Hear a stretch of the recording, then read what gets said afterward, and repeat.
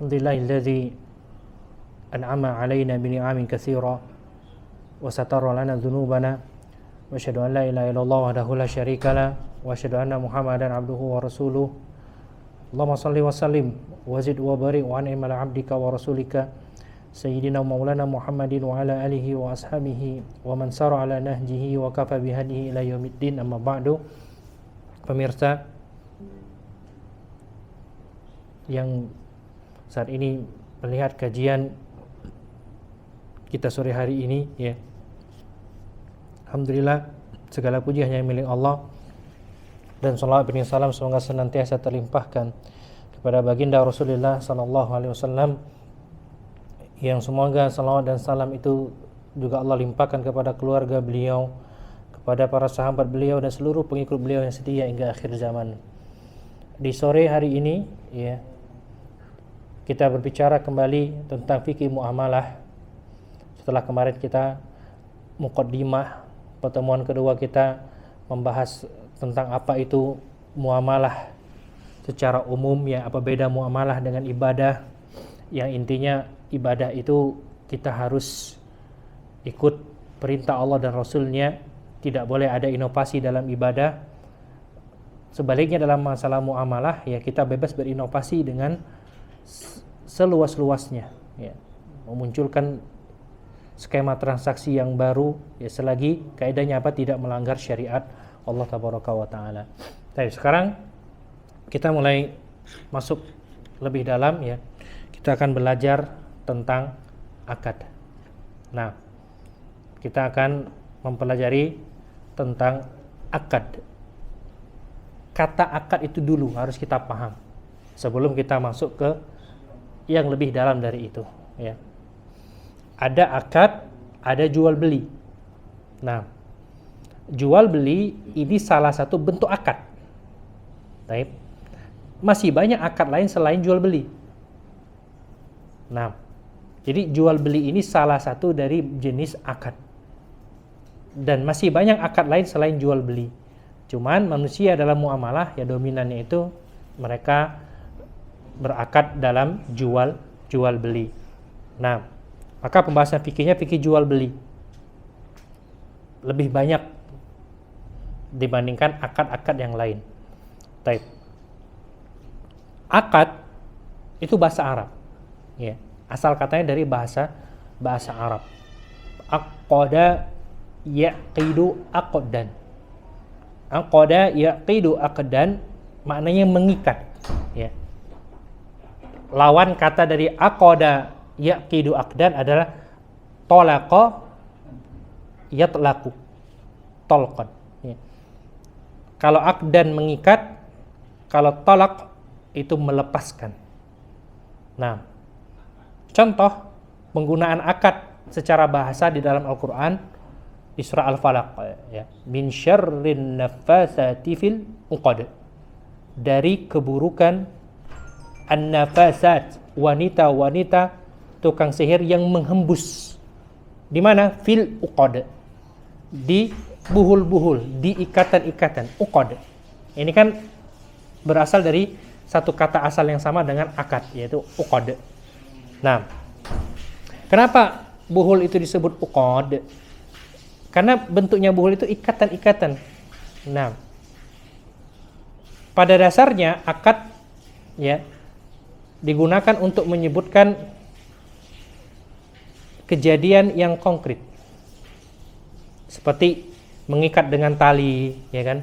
Kemudian penggunaannya dalam bahasa Arab melebar, meluas, sehingga dipakai untuk hal yang abstrak juga. Tidak hanya hal yang konkret, ya, seperti ikatan tali, tapi dipakai juga untuk hal yang abstrak, seperti ikatan atau kesepakatan atau janji yang dilakukan oleh sesama manusia. Nah, itu menjadi akad juga. Padahal makna asalnya adalah ikatan tali, konkret.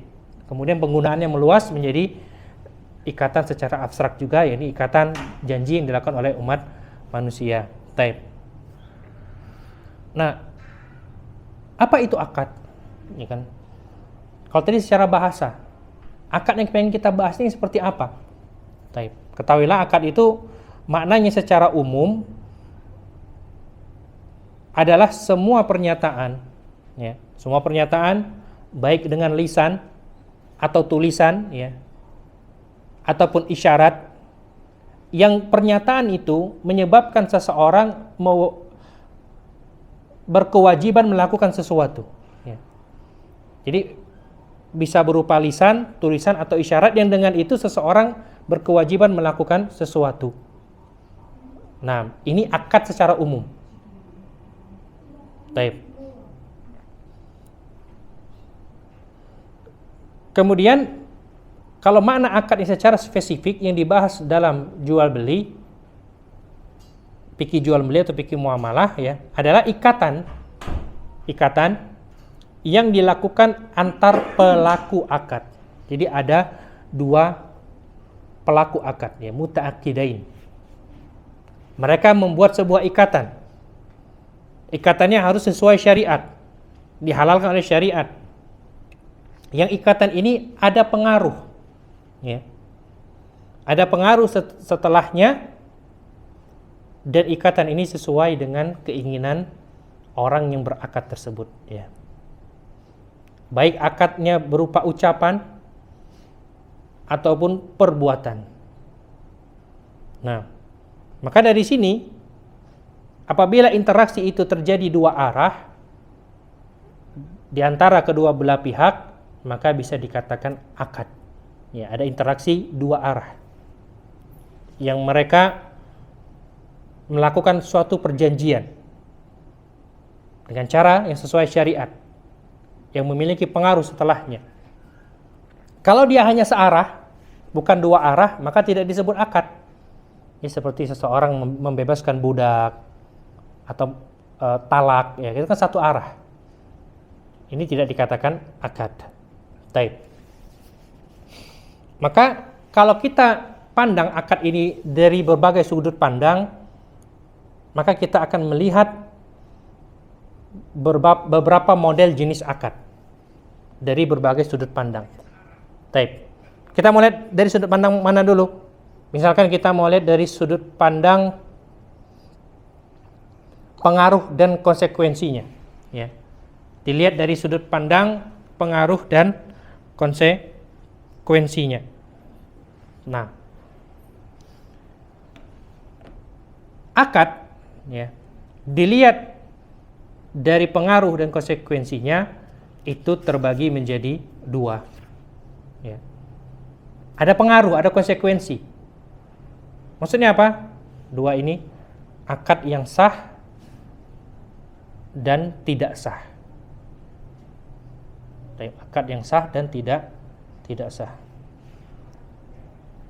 Akad yang sah berarti memiliki pengaruh, berlaku konsekuensinya. Itu akad yang sah. Nah, kemudian masing-masing akad ini juga punya konsekuensi yang berbeda-beda.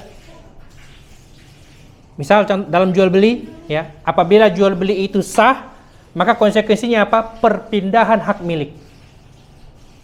Jual beli kalau sudah sah itu terjadi perpindahan hak milik, ya. Akad sewa apabila sudah sah terjadi konsekuensi apa? Hak guna. Ya, adanya hak guna yang diperbolehkan, yang halal dengan akad sewa. Baik. Akad nikah yang sah, konsekuensinya apa? Menyebabkan hubungan antara laki-laki dan wanita yang menikah tersebut menjadi halal. Ya, mereka menjadi suami istri. Baik, ini akad apabila dia sah, ada konsekuensinya, ada pengaruhnya. Baik. Kemudian tiap konsekuensi akad ini memiliki turunan, ya. Contoh, ketika akad nikah sudah sah, seorang jadi suami, berarti dia memiliki kewajiban memberikan nafkah bagi wanita yang dia nikahi tersebut. Ini konsekuensi dari akad nikah yang sah tadi, turunannya, ya. Jadi setiap akad itu, ya, memiliki konsekuensi yang berbeda-beda sesuai dengan maksud dan tujuan akad itu sendiri. Baik. Jual beli apabila sudah sah, maka konsekuensinya apa? Barang yang dijual diserahkan dan uang yang jadi alat transaksi itu juga harus diserahkan. Tukar kepemilikan. Penjual jadi punya uang, pembeli jadi punya barang, ya kan? Ini kalau akadnya sah, pengaruh dan konsekuensinya berjalan. Taib. Akad yang tidak sah adalah akad yang tidak memenuhi syarat. Nah, sehingga tidak berlaku konsekuensinya, tidak berlaku juga turunannya, ya. Contoh, nanti contohnya, ya. Misalkan dalam pernikahan, ya, nikah yang tidak sah. Seseorang laki-laki menikah dengan seorang wanita tanpa wali, misalkan, ya. Mayoritas ulama berpendapat pernikahan tanpa wali tidak sah. Karena kenapa? Nabi kita mengatakan la nikaha illa biwaliyin wa syahidai adlain. Tidak ada nikah kecuali dengan seorang wali dan 2 orang saksi yang adil. Nah, tapi dulu terlanjur nikah tanpa wali karena nggak tahu hukumnya, ya. Setelah dia belajar agama, oh ternyata dulu itu pernikahannya tidak sah, ya. Kemudian bagaimana konsekuensinya? Ini sudah terlanjur nikah, apakah istri ini diceraikan atau tidak atau bagaimana, ya kan? Nah, jawabannya adalah tidak ada perceraian. Karena kenapa? Sejak awal pernikahan mereka itu tidak ada, tidak dianggap sah, ya, maka tidak ada perceraian. Artinya apa? Dari awal mereka itu bukan suami istri, sehingga tidak ada hukum talak, ya. Karena hukum talak ini turunan dari hukum nikah. Ya, nikah saja belum sah, kok bisa talak gitu, ya kan? Nah, maka tidak ada perceraian bagi pernikahan yang tidak sah. Baik. Apa yang dilakukan? Ya pisah tanpa perceraian. Nah, kalau punya anak gimana, Ustaz? Nah, ini pembahasannya bukan fikih muamalah, fikih nikah. Dalam fikih nikah itu ada namanya nikah syubhat. Nikah syubhat itu nikah yang dikira halal, ya, tapi ternyata dia haram secara syar'i.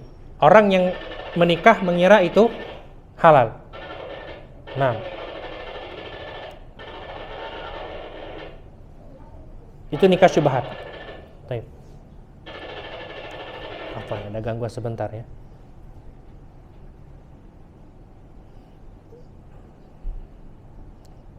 Baik, nikah syubhat tadi apa? Nikah yang pelakunya mengira itu halal dan sah, tapi ternyata secara syar'i tidak sah. Contohnya nikah tanpa wali tadi, ya. Nah, kalau sampai punya anak, pernikahan itu gimana? Anak dalam pernikahan syubhat itu diakui secara syar'i. Ya, diakui secara syar'i maksudnya apa? Sah nasabnya, ya. Sah konsekuensi hukumnya sebagai anak itu sah. Tapi pernikahan orang tuanya itu tidak dianggap sah. Itu nikah syubhat. Bagaimana orang tuanya? Nikah ulang. Ya, bukan nikah ulang, ya. Nikah dengan cara yang sah. Nah, seperti itu. Karena pernikahan sebelumnya tidak sah. Kenapa? Tidak terpenuhi syarat, tidak ada wali, ya. Anaknya tetap diakui sebagai anak secara syar'i. Karena kenapa? Nikahnya nikah syubhat, ya. Nikah syubhat. Nah, ini kalau dalam masalah fikih nikah, ya. Yang kita bahas adalah fikih muamalah. Nah, jadi akad nikah yang tidak sah itu tidak berkonsekuensi perceraian. Karena kenapa? Mereka juga bukan suami istri, jadi langsung pisah saja tanpa perceraian. Baik. Kemudian, ya,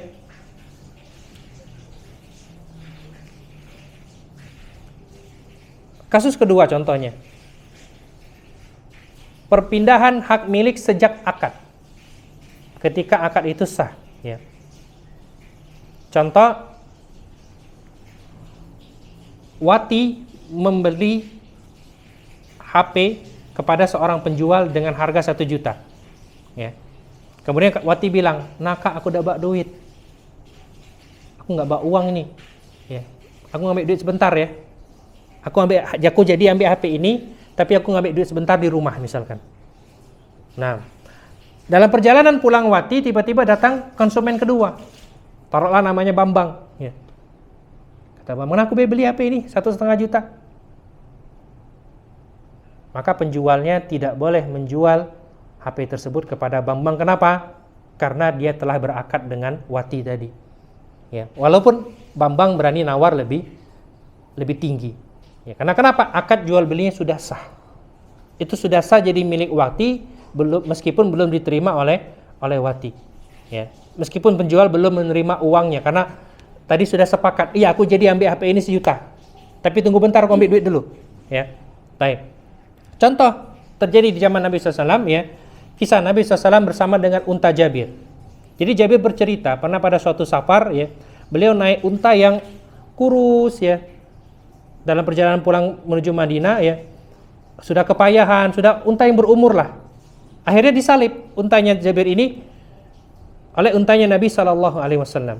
Kemudian untanya Jabir ditepuk sama Nabi SAW, ya, dan didoakan oleh beliau SAW sehingga untanya Jabir bisa berjalan dengan sangat cepat, bahkan belum pernah secepat itu sebelumnya. Kemudian kata Nabi SAW, bi'nihi bi'ukiyah. Kata Nabi SAW, jual onta ini kepadaku seharga satu ukiyah. Ya. Jual unta ini kepadaku seharga satu ukiyah. Nah, kata Jabir, lah ya Rasulullah, aku enggak jual unta ini. Kemudian Nabi bilang lagi, bi'nihi biwuqiyah. Ya. Juallah kepadaku unta ini seharga 1 ukiyah. Akhirnya Jabir sepakat setuju, ya sudah aku jual, ya. Tapi Jabir bilang, ya, minta izin untuk menggunakan onta tersebut sampai di Madinah, karena Nabi jual belinya dengan Jabir di perjalanan. Sampai di Madinah, ya, Jabir mengantarkan onta itu kepada Rasulullah SAW dan dibayar oleh Rasulullah secara tunai. Ya. Nah, peristiwa tersebut menunjukkan apa? Akad jual beli yang dilakukan oleh Nabi SAW bersama dengan Jabir di perjalanan menuju Madinah, ya, itu akadnya sudah sah. Nah, dan sudah sah menjadi milik Nabi SAW ketika mereka berakad, walaupun belum serah terima. Baik. Buktinya apa? Ketika Jabir ingin pakai onta itu untuk ke Madinah, dia minta izin dulu. Ya, Rasulullah, izinkan aku nunggangi onta ini sampai ke Madinah dulu, baru aku serahkan sama engkau. Yang menunjukkan apa? Akad itu sudah sah terjadi ketika mereka masih di perjalanan, walaupun belum ada serah terima barang dan uang, ya.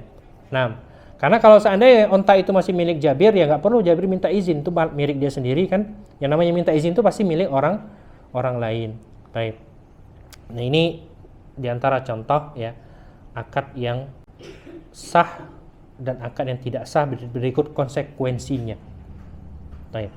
Kalau tadi kita melihat akad dari sisi konsekuensi, ya, pengaruh dan konsekuensinya, sekarang kita melihat akad dari sisi bentuk dan tujuannya. Baik, akad dari sisi bentuk dan tujuannya. Ada 5 bentuk akad, ya. Yang pertama, al-aqdu mu'awwadat, akad komersil. Ini akad yang tujuannya untuk memperoleh keuntungan. Ini jenis yang pertama, ya, akad komersil, bahasa Arabnya mu'awwadat. Akad ini, ya, memang tujuannya untuk mencari keuntungan. Jual beli, sewa menyewa, ada namanya istisna. Istisna itu akad pesan, ya, pesanan barang. Baik. Kemudian ini yang pertama, ya, akad mu'awwadat atau akad komersil. Yang kedua, akad dilihat dari bentuk dan tujuannya, ada yang namanya tabarruat. Apa itu tabarruat? Akad sosial, ya. Tujuannya bukan cari keuntungan, tapi untuk beramal. Sedekah, hibah, wasiat, wakaf, ya. Ini tujuannya bukan pengen cari keuntungan, tapi pengen cari amal. Nah, ini kelompoknya bukan di mu'awadat, tapi akad tabarruat, sosial. Akad sosial. Nah, kemudian yang ketiga, akad itu ada yang namanya irfaq. Irfaq itu membantu orang lain. Seperti apa? Al-qard, utang piutang, ya. Isti'arah, pinjam meminjam. Termasuk juga akad wadiah, titipan. Ya, ini masuk ke akad irfaq. Irfaq itu membantu orang lain. Yang keempat, akad tausiqat. Ya. Tausiqat ini akad jaminan kepercayaan. Ada 3 akad jaminan. Yang pertama rohan, gadai. Ya, akad gadai. Yang kedua, akad kafalah, ya. Penjamin pelaku transaksi, namanya akad kafalah. Ada juga akad domamah, penjamin objek transaksi. Akad jaminan, ya, ada gadai atau rohan bahasa Arabnya, ada kafalah, ini penjamin pelaku transaksi, ada akad domamah, ya. Ini penjamin objek transaksi. Dan terakhir ada akad namanya syarokah, kerjasama. Nah, kerjasama ini ada 2 model, ya. Bisa mudharabah bagi hasil antara pemodal dan pengelola. Ada musyarakah. Musyarakah itu sama-sama ngeluarin modal, ya, membentuk satu kesatuan ingin mencari keuntungan, itu musyarakah. Baik. Jadi ada 5 akad ditinjau dari tujuannya. Ada yang dia memang muawadhat, komersil, ada yang dia akad sosial, ada yang bentuknya irfaq, membantu orang lain, ada yang bentuknya tausiqat, jaminan, ya, ada yang bentuknya syarakah, kerjasama. Taib. Ya, 5 akad ini, ya, ada yang dia memindahkan hak milik, ada yang tidak memindahkan hak milik. Yang memindahkan hak milik akad muawadhat, ya. Akad yang ingin mencari keuntungan itu memindahkan hak milik, jual beli contohnya, ya. Baik. Tabaruat begitu juga, memindahkan hak milik, ya. Dia wakaf, dia sedekah, kan berpindah kepemilikan harta tersebut. Ada yang tidak memindahkan hak milik, contoh akad irfaq, ya, bantu orang lain, utang piutang, pinjam meminjam, nitip, ya kan. Akad gadai itu juga tidak memindahkan hak milik, ya kan. Begitu juga akad syarokah, ya, kerjasama itu juga tidak memindahkan hak milik, yang ada mengembangkan hak milik. Taib. Kemudian dari 5 akad tadi ada yang harus saling ridho, jual beli, ya kan. Akad syarokah, kerjasama, ya, harus saling ridho. Begitu juga tabarruat, ya, tausiqat, ya, akad jaminan, ya. Adapun yang akad sosial yang sifatnya searah, maka tidak harus saling ridho. Ya, orang sedekah, orang berinfak, orang wakaf, ya, itu tidak harus ada syarat saling ridho, ya, cukup satu arah karena dia memberi tanpa mengharap imbalan. Nah, itu akad namanya akad tabarruat. Taib. Ada akad yang tidak masalah kalau digabungkan dengan akad yang lain, ya, seperti akad tausiqat, nggak apa-apa jual beli, ada gadai di situ. Nah, taib. Kemudian akad lain jika digabungkan dengan selain tausiqat, maka bisa jadi masuk dalam larangan menggabungkan 2 akad dalam satu akad. Contoh, ya, Nabi mengatakan wala syartani fi bai'in, tidak boleh ada 2 syarat dalam jual beli. Ya, dalam satu transaksi jual beli tidak boleh ada 2 syarat. Maksudnya apa? Ya, adalah menggabungkan 2 akad dalam satu akad, di mana akad yang kedua merupakan syarat untuk akad yang pertama. Contoh, ya, Ahmad ingin membeli mobil milik Adi, tapi Adi kasih syarat, aku baru mau jual mobil ini kalau kamu mau menyewakan rumahmu untukku, ya. Aku mau jual mobil ini kalau kamu mau menyewakan rumahmu untukku, kata Adi. Baik. Bolehkah akad seperti ini? Maka jawabannya tidak boleh, ya. Karena ada 2 akad yang dilakukan bersamaan, jual beli mobil dan sewa menyewa rumah, ya. Yang satu jual beli, yang satu sewa menyewa. Yang dimana akad sewa menyewa dijadikan syarat untuk akad jual beli. Ini tidak diperbolehkan, ya. La syartana fil bai'in. Kata Nabi SAW, tidak ada dua akad dalam satu transaksi jual beli. Kemudian contoh lain, ya. Contoh, Mukidi bersedia memberi utang kepada Rusmanto dengan syarat Rusmanto harus membeli hasil panen yang Mukidi. Ya. Silakan nih, kamu mau utang berapa? 50 juta misalkan. Baik. Tapi kalau aku panen nanti engkau harus beli hasil panenku. Kalau tidak mau, maka saya tidak mau kasih pinjaman, ya. Maka akad seperti ini tidak juga diperbolehkan, ya. Karena menggabungkan antara akad utang dan jual beli, di mana akad jual beli menjadi syarat akad piutang, ya, akad utang piutang. Nah, jadi tidak diperbolehkan dua akad dalam satu transaksi. Tapi beda kalau akadnya tausikot, ya bisa digabungkan dengan akad yang lain. Contoh, muawadat dan tausikot. Contohnya jual beli kredit dengan jaminan barang gadai. Ya, jual beli HP ini kredit misalkan, cuman jaminannya ada yang digadai, ya. Tidak apa-apa, jual beli kredit dengan jaminan barang yang digadai, itu nggak apa-apa. Ya. Kemudian juga akad syarokah dengan tausikot, mudharabah, ya, akad bagi hasil dengan penjamin bagi pengelola yang menerima modal, boleh, ya. Jadi akad mudharabah plus akad kafalah di situ. Ini saya punya modal, ada pengelola, cuma saya nggak kenal pengelola ini siapa. Nah, ada kafalah yang menjamin, ya, kafalah yang menjamin untuk pemodal ini, ya. Nah, itu diperbolehkan. Baik. Jadi akad yang boleh digabungkan dengan akad lain itu hanya akad tausikot, ya. Adapun selain akad tausikot itu tidak diperbolehkan, ya. Tausikot itu akad jaminan. Baik. Ini dari sudut pandang tujuan akad itu untuk apa, ya. Kemudian kalau kita memandang dari sudut keterikatannya, maka model akad itu ada dua, ya. Dipandang dari apa? Keterikatannya. Yang pertama akad lazim.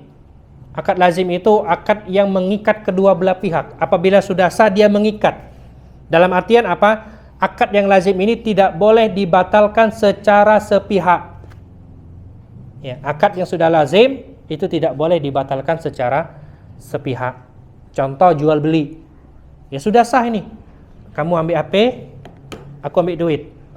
Kita jual beli HP tadi. Ya. Kemudian selang sejam kemudian, tak jadi kak aku beli HP-nya.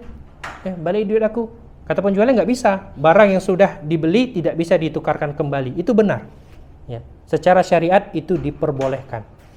Selagi barangnya tidak ada aib, tidak ada cacat. Tapi kalau penjual yang menyembunyikan cacat, ya, maka itu ada konsekuensi lain. Ya, selagi yang dijual barang ini bagus, sesuai dengan kriteria, sudah sah jual belinya, maka hukum asalnya barang yang sudah dibeli tidak bisa ditukarkan kembali, ya. Itu hukum asalnya. Bagaimana kalau mau menukarkan kembali? Harus sepakat kedua belah pihak. Ya, kalau salah satu nggak sepakat maka tidak bisa kembali akad tersebut, ya. Jadi harus sepakat kedua belah pihak. Sewa menyewa sama, ya. Nah, ini juga sewa menyewa ini. Rumah sudah dibayar untuk sewa 1 bulan misalkan, ya. Belum ditunggu 1 minggu ke depan minta balik duit, ya. Tidak jadi kak kami nyewa rumah kamu, ya. Karena duitnya dipakai, tidak bisa. Nggak bisa dibatalkan secara sepihak. Kecuali kalau yang punya rumah bilang ya sudah tidak apa-apa. Tapi kalau yang punya rumah nggak bisa, ya. Kami kalaupun mau dibatalkan harus ada pengurangan dari waktu yang telah dipakai ini misalkan, ya. Bisa balik duitmu misalkan tapi cuma 4 juta. Sah seperti itu secara syar'i. Karena akad sewa menyewa ini akad lazim, ya, akad yang mengikat, tidak boleh dibatalkan secara sepihak. Nah, contoh lagi sewa menyewa, ya, jasa sekolah. Kita lah daftar anak sekolah, sudah bayar duit pangkal, sudah bayar SPP, tiba-tiba anaknya mau dipindah ke sekolah lain, minta balik duit, itu juga nggak bisa. Ya, kecuali sekolahnya, sudah nggak apa-apa kami balikkan duitnya. Tapi kalau sekolahnya nggak mau balik duit, kita nggak bisa nuntut. Ya, nggak bisa nuntut, karena akadnya sudah lazim, sudah mengikat secara syariat. Nah, ini kalau akadnya lazim, ya, akad yang mengikat. Ada akad jaiz. Nah, akad jaiz ini akad yang tidak mengikat, bisa dibatalkan secara sepihak tanpa harus nunggu pihak yang lain. Contoh wakalah, ya, wakalah ini perwakilan. Ya, tolong belikan aku misalkan minuman di situ. Ya, kemudian selang 5 menit kita lihat nggak jadi beli minumannya, bawa lagi duit yang sini. Ya, itu sah. Ya, nggak bisa orang yang jadi wakil itu mengatakan kan sudah nitip ini, nggak bisa, nggak. Ya. Namanya akad wakalah. Akad musyarakah sama, kerjasama, ya, antara dua orang yang bekerja sama, baik itu pengelola dan pemodal ataupun sama-sama ngeluarin modal, itu boleh dibatalkan secara sepihak, ya. Sepertinya kerjasama kita harus berakhir dulu, ya. Tapi ini juga ada syarat-syaratnya nanti. Kalau dia bentuknya kerjasama bisnis,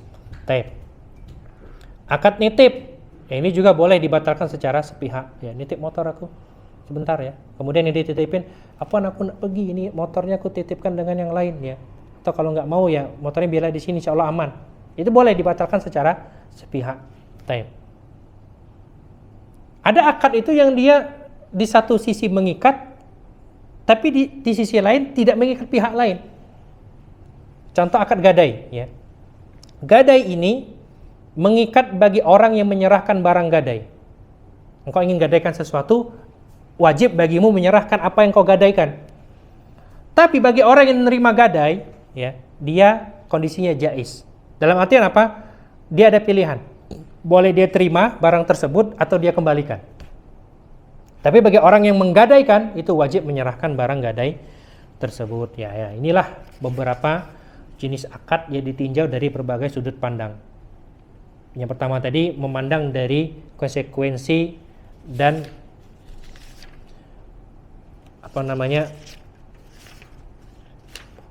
pengaruh, ya, konsekuensi dan pengaruh akad tersebut.